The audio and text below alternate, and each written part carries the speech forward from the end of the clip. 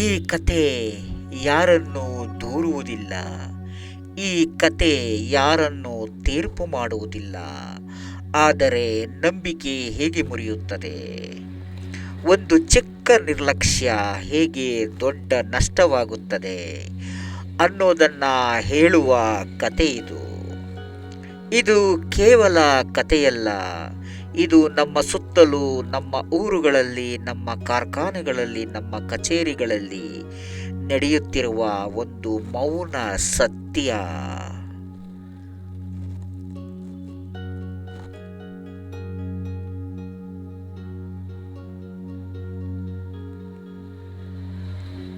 ಬನ್ನಿ ಕಥೆಯಲ್ಲಿ ಮುಂದುವರಿಯುತ್ತಾ ಹೋಗೋಣ. ಅವನೊಬ್ಬ ದಿನಗೂಲಿ ಕಾರ್ಮಿಕ. ಬೆಳಿಗ್ಗೆ ಸೂರ್ಯೋದಯದ ಜೊತೆಗೆ ಎದ್ದು ಸಂಜೆ ಸೂರ್ಯಾಸ್ತದ ಜೊತೆಗೆ ಮನೆಗೆ ಸೇರುವವನು. ಅವನ ಕನಸುಗಳು ದೊಡ್ಡದಾಗಿರಲಿಲ್ಲ. ಇವತ್ತು ಹೊಟ್ಟೆ ತುಂಬ ತಿನ್ನಬೇಕು, ಹೆಂಡತಿಯ ಜೊತೆ ಸಮಾಜದಲ್ಲಿ ಗೌರವವಾಗಿ ಬದುಕಬೇಕು ಅಷ್ಟೇ ಎನ್ನುವ ಆಸೆ. ಅವನು ಕೆಲಸ ಮಾಡುತ್ತಿದ್ದ ಕಂಪನಿಯಲ್ಲಿ ಹಲವರು ಇದ್ದರು. ಒಬ್ಬ ಉದ್ಯೋಗಿ ಮಾತ್ರ ಅವನ ಜೊತೆ ಹೆಚ್ಚು ಮಾತನಾಡುತ್ತಿದ್ದ. ಹೀಗೆ ದಿನಗಳು ಕಳೆದಂತೆ ಒಂದು ದಿನ ಆ ಉದ್ಯೋಗಿ ಹೇಳಿದನು, ಏನಪ್ಪ, ಒಂದು ಲೋಟ ಕಾಫಿಯನ್ನಾದರೂ ಕೊಡುತ್ತೀಯಾ ಮನೆಗೆ ಕರೆದು ಎಂದು ಕೇಳಿದನು. ಬೇಕಾದಾಗ ಹಣ ಸಹಾಯ, ಇನ್ನಿತರ ಸಹಾಯಗಳನ್ನು ಆ ಉದ್ಯೋಗಿ ಆ ದಿನಗೂಲಿ ಕಾರ್ಮಿಕನಿಗೆ ಮಾಡುತ್ತಿದ್ದ. ಹಾಗೆ ಕೇಳಿದ್ದು ಅದು ಅಪರಾಧವಲ್ಲ, ಅದು ತಪ್ಪೂ ಅಲ್ಲ. ಅದೊಂದು ಸಾಮಾನ್ಯವಾಗಿ ಕೇಳುವಂತಹ ವಾಕ್ಯ. ದಿನಗೂಲಿ ಕಾರ್ಮಿಕ ಒಂದು ದಿನ, ಸಾರ್ ಬನ್ನಿ, ನಮ್ಮ ಮನೆ ಇಲ್ಲೇ ಹತ್ತಿರದಲ್ಲಿದೆ, ಒಂದು ಲೋಟ ಕಾಫಿ ಕುಡಿಯಿರಿ ಎಂದನು. ನಂತರ ಜೊತೆಗೆ ದಿನಗೂಲಿ ಕಾರ್ಮಿಕನ ಮನೆಗೆ ಹೋದ.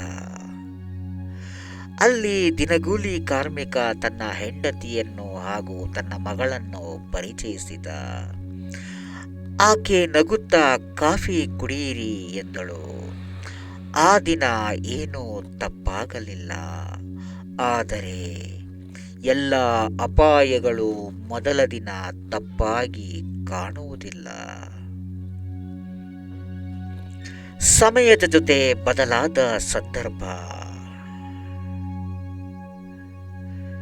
ದಿನಗೂಲಿ ಕಾರ್ಮಿಕ ಕಾರ್ಖಾನೆಯಲ್ಲಿ ಕೆಲಸ ಮಾಡುವ ಸಂದರ್ಭದಲ್ಲಿ ಆ ಉದ್ಯೋಗಿ ಅವನ ಮನೆಗೆ ಮತ್ತೆ ಮತ್ತೆ ಮನೆಗೆ ಹೋಗಲು ಪ್ರಯತ್ನಿಸಿದ.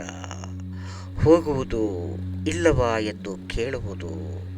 ಆಕೆ ಅಂದುಕೊಳ್ಳುತ್ತಿದ್ದಳು, ಇವರು ನಮ್ಮ ಗಂಡನ ಸಹೋದ್ಯೋಗಿಯಲ್ಲವೇ, ಬನ್ನಿ ಕಾಫಿ ಕುಡಿಯಿರಿ ಎಂದು ಒಳಕ್ಕೆ ಕರೆಯುತ್ತಿದ್ದಳು.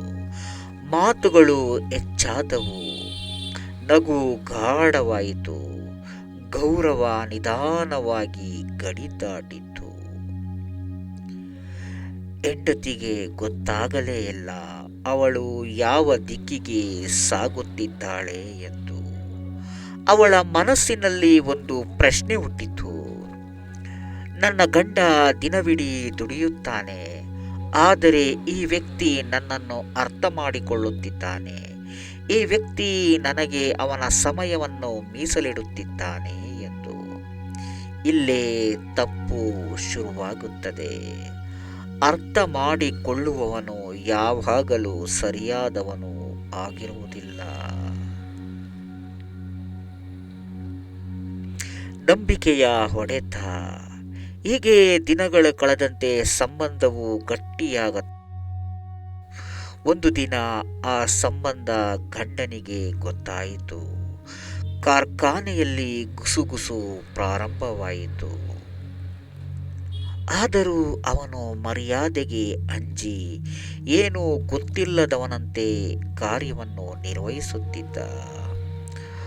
ಒಂದು ದಿನ ಮನೆಯಲ್ಲಿ ಅವನು ಕೂಗಲಿಲ್ಲ, ಹೊಡೆಯಲಿಲ್ಲ, ಜಗಳ ಮಾಡಲಿಲ್ಲ. ಅವನ ಕಣ್ಣುಗಳಲ್ಲಿ ನೀರು ಮಾತ್ರ ಇತ್ತು. ಅವನು ಕೇಳಿದ ಒಂದೇ ಒಂದು ಪ್ರಶ್ನೆ, ನಾನು ಏನು ತಪ್ಪು ಮಾಡಿದೆ ಎಂದು. ಆ ಪ್ರಶ್ನೆಗೆ ಹೆಂಡತಿಯ ಕಡೆಯಿಂದ ಉತ್ತರವೇ ಇರಲಿಲ್ಲ.